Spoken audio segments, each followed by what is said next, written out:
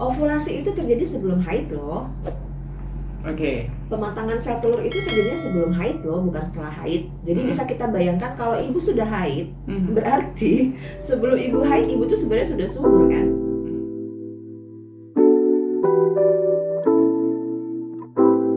Sembilan 90,4 FM Sonora Medan, sahabat Sonora. Kembali kita lanjutkan 10-12 bersama Karin Kahandira. Saya Reni Aprianti masih ngobrol di sini dengan founder Karin Kahandira, Kak Melanie Fabiola.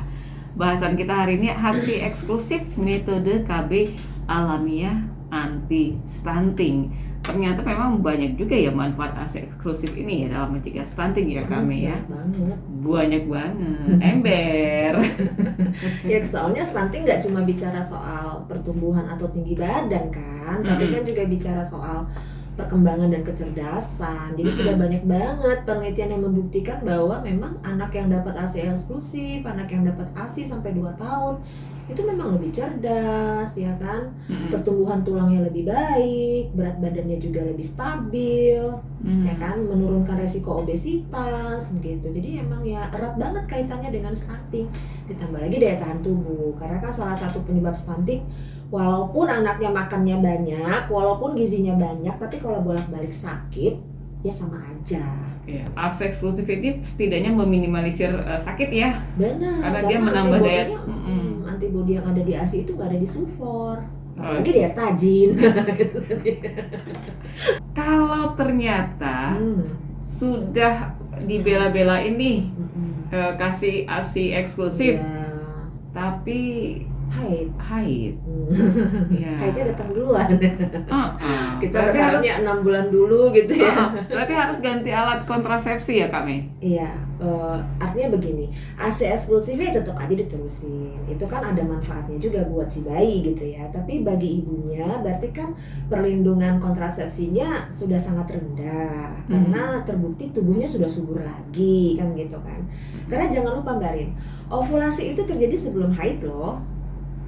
Oke. Pematangan sel telur itu terjadinya sebelum haid loh, bukan setelah haid. Jadi bisa kita bayangkan kalau ibu sudah haid, berarti sebelum ibu haid, ibu tuh sebenarnya sudah subur kan.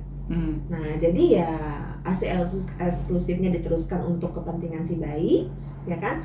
Ya ibunya pakai kontrasepsi yang lain, silakan pilih gitu. Kalau misalnya ayah mau bertanggung jawab, mungkin ayahnya dulu kali yang KB ya, pakai kondom misalnya kan, seperti itu. Boleh. Nah, kalau untuk ibu yang masih menyusui, bagusnya pakai metode kontrasepsi apa selain ASI eksklusif? Itu tadi kita udah bahas di topik sebelumnya, di episode sebelumnya. Kalau yang untuk menyusui itu sedapat mungkin hindari KB hormonal. Ya kan, sangat disarankan pakai metode kontrasepsi yang non hormonal, misalnya spiral. Oke. Kalau mau pakai yang hormonal juga boleh, ada pil untuk ibu menyusui, ada suntik untuk ibu menyusui, ada implan susuk juga, itu juga ramah untuk ibu menyusui. Saya kira susuk itu untuk cantik. Itu beda lagi. Ada banyak faktor sih sebenarnya yang membuat kita itu bisa sukses ASI eksklusif. Yang bikin kita bisa sukses ASI eksklusif sampai 6 bulan tuh adalah kalau ASI kita banyak. Oke, kalau gitu harus sering-sering kasih ASI. Iya, itu tadi kan yang tadi ya, sering-sering disusukan langsung, jangan dipompa ya, karena ternyata telah dibuktikan juga memerah ASI dengan tangan ya. Ini kalau misalnya ibu bekerja, ya nggak mungkin dong bayinya dibawa-bawa gitu kan. Kalau memang mau direct breastfeeding, ya susah kalau ibunya bekerja gitu kan. Nah, mungkin ibu bisa belajar memerah pakai tangan, jangan pakai pompa. Karena ternyata jumlah ASI yang bisa, artinya payudara itu bisa lebih kosong kalau diperah pakai tangan, bukan dengan pompa. Dan jumlah lemak yang didapatkan juga jadi lebih banyak gitu. Karena ibu bisa mengeluarkan ASI sampai tetes terakhir. Nikmatnya hingga tetes terakhir. Nah itu dia. Makanya lemaknya lebih banyak kalau dia pakai tangan. Terus supaya ASI itu banyak, sebenarnya ketika ibu lagi hamil, masih hamil itu ya, ibu harus sudah mulai persiapan untuk memberikan ASI eksklusif Mbak. Jadi mulai di trimester akhir ya 3 bulan terakhir hamil itu memang ibu betul-betul harus fokus pada persiapan menyusui, menjaga kebersihan puting susu ya kan, melakukan massage dengan teknik tertentu ya untuk meningkatkan produksi ASI supaya lebih cepat keluarnya, melakukan IMD kan begitu ya. Karena ternyata ibu yang menyusui bayinya secara langsung 30 menit sampai 1 jam pertama setelah kelahiran, ternyata produksi ASINya lebih lancar, lebih banyak dan keluarnya lebih cepat. Jadi pondasi awal dari ASI eksklusif ini dimulai dari persiapan menyusui di masa kehamilan, IMD. Nah, karena pada saat IMD itu bayi juga dapat keuntungan tambahan nih Mbak Rin. Bukan cuma yang saya sebutin tadi, tapi juga susu jolong ya, ASI yang pertama itu memang ternyata kadar antibodinya lebih tinggi lagi daripada ASI yang keluar pada hari-hari berikutnya. Oke, jadi apa yang bisa kita highlight untuk hari ini Kak Mei antara ASI eksklusif sebagai alat kontrasepsi alami ya dengan stunting? Oke, yang perlu di highlight adalah topik kita hari ini sebenarnya ada dua apa ya saya bilang subtopik ya. Yang pertama kontrasepsi ya kan, yang kedua stunting. Nah, jadi kalau kita bisa dapat dua-dua manfaatnya, kenapa tidak? Kan gitu ya. Nah, jadi ya betul. Jadi semua ibu itu seharusnya punya kesempatan yang banyak untuk mencegah anaknya jatuh dalam kondisi stunting. Cara yang paling gampang adalah memberikan ASI eksklusif. Nah, jadi bagi moms, bunda yang sekarang mendengarkan lagi dalam keadaan hamil, ayo siap-siap.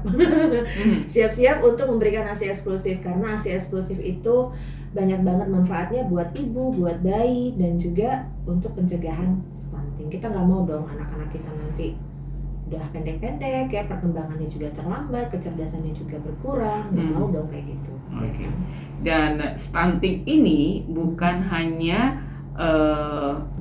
milik keluarga-keluarga kurang mampu ya kami ya? Oh tidak. Karena tadi yang saya sebutkan tadi Mbak Rin, sebagus apapun gizi yang kita berikan pada anak kita, kalau anak kita bolak-balik sakit, ya bolak-balik terinfeksi, ya apakah itu diare, apakah itu batuk, apakah itu kecacingan, ya kan? Nah, berarti kan apa yang dia makan tadi, yang kita pikir sudah bagus banget, sudah banyak, tidak terserap oleh tubuhnya. Karena kondisi sakitnya tadi, ya anaknya tetap jatuh stunting gitu.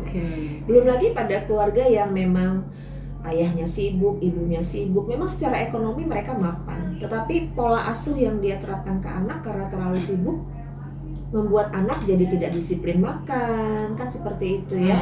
Membuat anak tidak bisa menyerap nutrisi dengan baik, atau misalnya dikasih makan yang komposisinya ternyata kurang. Yang penting anak-anak seperti kadang-kadang picky ya, pilih-pilih makanan gitu ya, nggak suka sayur, nggak suka ini, maunya telur aja, telur aja setiap hari ya kan. Benar. Tapi anak jarang makan sayur, jarang makan buah, malas minum susu. Nah, ini juga bisa bikin anak jadi stunting, apalagi nggak disusuin, nggak dapet ASI. Iya. Oke. Terima kasih Kak Mei. Sama-sama. Kita ketemu lagi di lain waktu, tentunya di 10.12 ya, bersama Lembaga Karin Kahandira. Oke, sehat-sehat kami ya, jangan sampai stunting. Amin. Udah lewat. Udah lewat. Kepengen stunting juga udah nggak bisa. Kalau udah gede nggak stunting lagi ya. Yang ada kurang gizi ya. Sinting masih bisa Mbak Rin. Sinting masih bisa. Nggak bisa stunting, bisanya stinting. Sinting bisa. Kalau udah gitu kita healing ya. Dipersunting juga udah nggak bisa lagi. Oke. Thank you juga untuk sahabat Sonora yang sudah bergabung bersama kami di 10.12 bersama Lembaga Karin Kahandira. Dan sahabat Sonora yang ingin memberikan topik bahasan untuk minggu depannya lagi, atau mungkin ingin mengajukan ada pertanyaan-pertanyaan lainnya, boleh ke media sosialnya Sonora Medan. Linknya nanti bisa dibawa kalau untuk yang nanti nonton di YouTube ya. Saya Reni Aprianti dan Kak Melani Fabiola pamit. Kita ketemu lagi lain waktu di 10.12.